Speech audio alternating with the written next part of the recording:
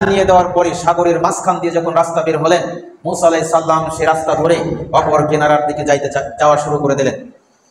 সুম্মা গুরাকনাল আখিরিন।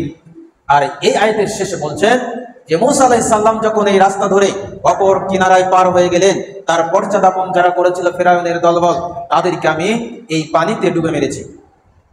একথা সূরাত তাহার ৯৫ নম্বর আয়াতে বলেছেন। ফাতবাহুম ফিরআউন বিজুনুদিহি ফাগাশিয়াহুম মিনাল ইয়াম্মি মা গাশিয়াহুম। আল্লাহ বলছেন মূসা আলাইহিস সালাম যখন এই সাগর পারে আসলেন, সাগরটা কোথায় ছিল?